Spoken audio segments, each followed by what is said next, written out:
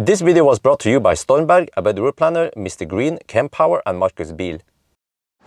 Yo, what's up? We are now at the Bangkok station in Chiang Mai.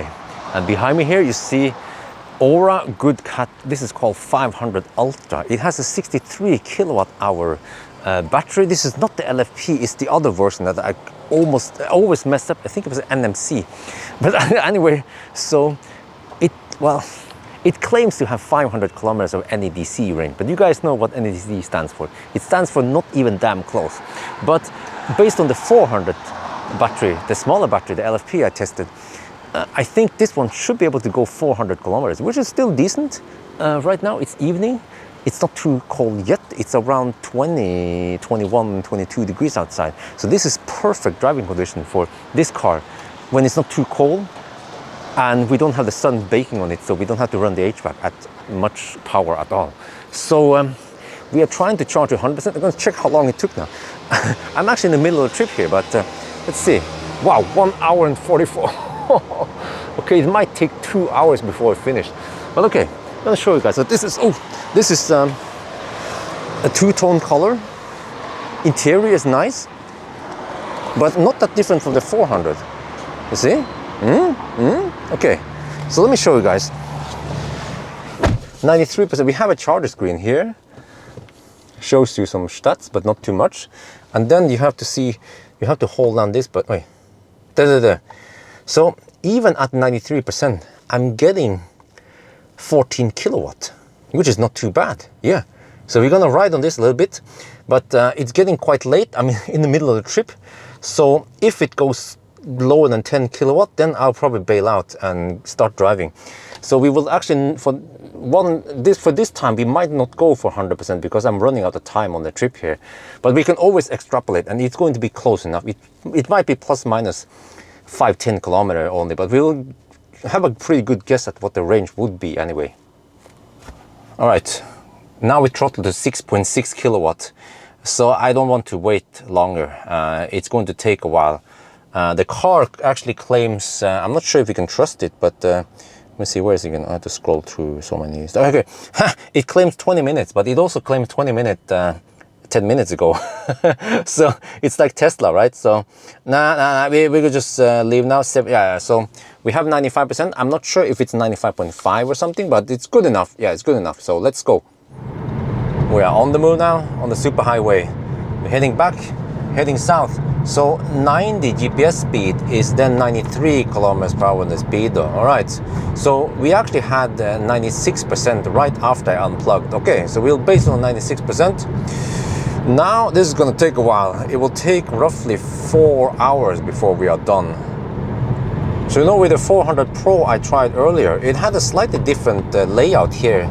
But I believe this one has newer software, because the 400 Pro with the earlier software did not regen with cruise control. But you can see here, the motor power here, it does in fact regen in cruise control.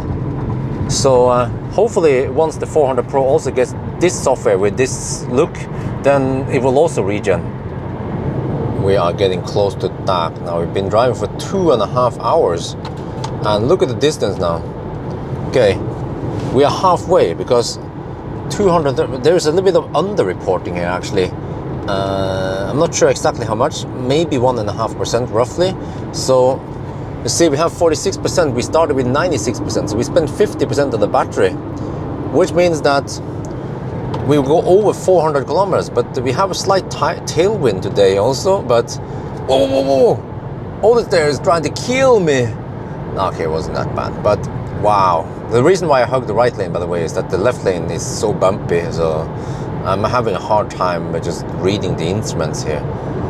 But okay, we'll see then. We are now in Ta, and okay, we are about to cross the bridge here. Trip meter 269, right at the bridge. According to the live stream, we are 1.8% under reporting. Wow, okay, which means that the range here is actually better than it looks like. Nice, and we still have 32% left. We are 33 kilometers away from Kampang Phet now. Almost done, but I need to show you something here. Let me see. Yeah, say 340 kilometers plus 1.8% error. But I'm using eco mode, but for roughly half the trip now, I had to keep HVAC off because I was really struggling with fogging. It's 21 degrees Celsius outside.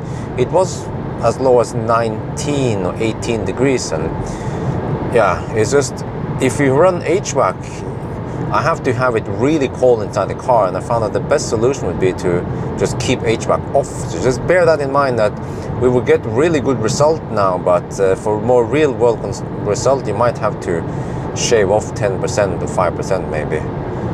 So alright, anyway, we have 14% now, almost there. Look at the consumption. This is a rolling average, but yeah, around 145 roughly is what you can expect. Maybe in the daytime, maybe 150. So that's not too bad. We are done. DON. So according to the trip, we did drive 372 kilometers, but we had to add 1.8% under-reporting. And then we started with 96%, we ended up with 6%, so we spent exactly 90% of the battery, which means that the range today is 420. It would be better if it was 420.69, but anyway. So yes, of course you can't go 500 kilometers, that's any DC, but also, yes, I did drive without HVAC, but I think actually if we did this in daytime, we will have around 400 kilometers of range. That's what I assume is the more realistic range. So at least we try now, and also maybe they updated the software, because according to the software, according to the consumption, it's 143 watt-hour per kilometer, and that roughly translates to around 60 kilowatt-hour, or maybe a little bit, yeah.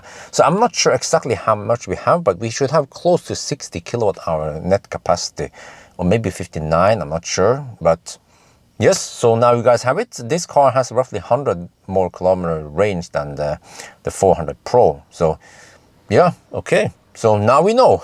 But I guess that's gonna be it for now. I hope you guys enjoyed this video. As always, thank you for watching, and talk to you later.